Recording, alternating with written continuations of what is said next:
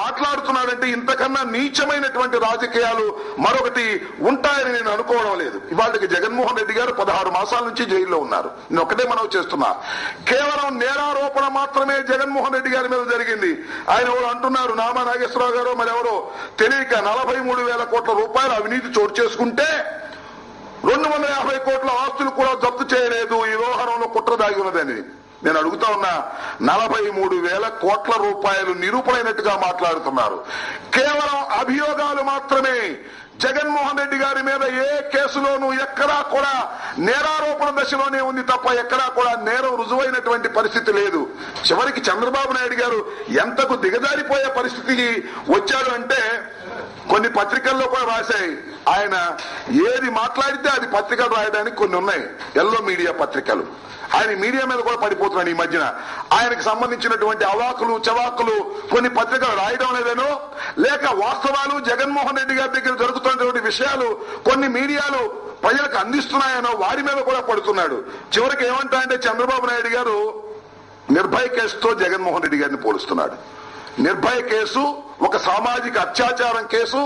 దానిలో నిర్భయ కేసులో ఉన్నటువంటి వ్యక్తుల మీద నేరారోపణ రుజువయ్యి వారికి ఉరిశిక్షలు పడితే జగన్మోహన్ రెడ్డి గారిని కూడా ఉరిశిక్ష వేయాలి, జగన్మోహన్ రెడ్డి గారిని కూడా జైల్లోంచి బయటకు రావడానికి వీల్లేదని మాట్లాడుతూ ఉన్నాడు. ఆ కేసుతో పోల్చి ఒక రాక్షస ఆనందాన్ని అనుభవించడానికి చంద్రబాబు నాయుడు గారు ప్రయత్నం చేస్తున్నాడు. నిజంగా సామాజిక ద్రోహం చేసినటువంటి వ్యక్తి, సామాజిక అత్యాచారం చేసినటువంటి వ్యక్తి ఎవరైనా ఈ తెలుగు గడ్డ మీద ఉన్నారు అంటే అది చంద్రబాబు నాయుడు అని మనవి చేస్తున్నాం. ఎందుకంటే ఈ రాష్ట్రాన్ని చీల్చడం కోసం, ఈ తెలుగు సమాజం మీద అత్యాచారం చేయడానికి ప్రయత్నం చేసి లెటర్ ఇచ్చి రాష్ట్రాన్ని చీల్చేటటువంటి కార్యక్రమం చేసినటువంటి వ్యక్తివి నువ్వు. ఈ తెలుగు సమాజం మీద అత్యాచారం చేయడానికి ప్రయత్నం చేసినటువంటి వ్యక్తివి తప్ప జగన్మోహన్ రెడ్డి కాదు. జగన్మోహన్ రెడ్డి మీద కక్షగట్టి అన్యాయంగా అక్రమంగా ఆయన మీద నేరారోపణ చేశారు తప్ప నేరాలు ఎక్కడా రుజువు కాకపోయినా నువ్వు కంగారు పడిపోయేటటువంటి పరిస్థితికి ఏర్పడుతున్నావు. నువ్వు నీ భవిష్యత్తు, నీ గతం కూడా ఒక్కసారి చూస్తే చాలా మంది నేరగాళ్లతో సత్సంబంధాలు కలిగినటువంటి వ్యక్తివి. ఏ నేరగాడితో అయినా నిన్ను పోల్చవచ్చును. అంత దౌర్భాగ్యమైనటువంటి నేరాలకు పాల్పడినటువంటి వ్యక్తివి. కాకపోతే నీ మీద విచారణ జరగడం లేదు. విజయమ్మ గారు విచారణ చేయమని వేస్తే దాని మీద హైకోర్టు, ఆంధ్రప్రదేశ్ హైకోర్టు విచారణ చేయమని సిబిఐకి ఆర్డర్ ఇస్తే ఆ కంగారు పడిపోయి వెళ్లిపోయి సుప్రీంకోర్టుకు వెళ్లి అక్కడ స్టే తెచ్చుకున్నటువంటి, రద్దు చేయించుకున్నటువంటి దౌర్భాగ్యుడివి, భయపడేటటువంటి వ్యక్తివి నువ్వు తప్ప జగన్మోహన్ రెడ్డి కాదు అని మనం చేస్తున్నా.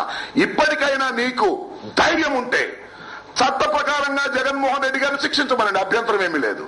కానీ నేను అడుగుతా ఉన్నా, ఈడి దగ్గరికి సెంట్రల్ విజిలెన్స్ కమిషన్ దగ్గరికి లేదా సిబిఐ దగ్గరికి వెళ్లి నువ్వు మెమోరాండాలు ఇస్తున్నావు అంటే ఏంటి అర్థం? వ్యవస్థల మీద ప్రభావం చూపిందామనే, జగన్మోహన్ రెడ్డి గారి మీద విసుగొల్పుదామనే? మరి మొత్తం 2 సంవత్సరాలు 26 నెలల నుంచి కూడా జగన్మోహన్ రెడ్డి గారి మీద కేసు పెట్టి విచారణ జరుపుతోంది. ఇవాళ నిన్న కాదే ఎన్ని ఘోరాలు చేశారు, ఎవరి మీద ఎంక్వైరీలు చేశారు, దీనిలో ఉన్నటువంటి ముద్దాయిలు అందరి మీద ఇళ్ల మీద దాడులు చేశారా?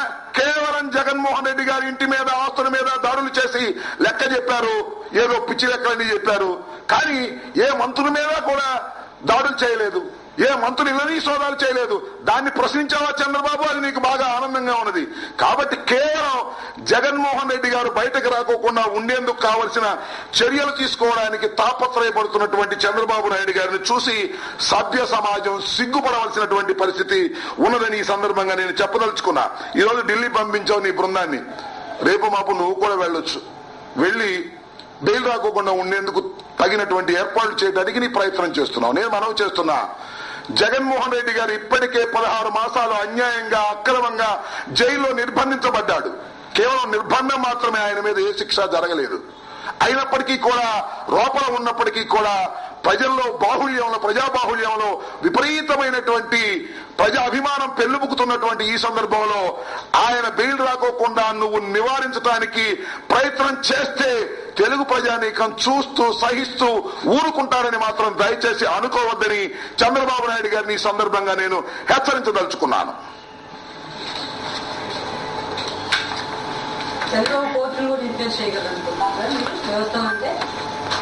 నేను కోర్టు గురించి అనలేదే, సిబిఐ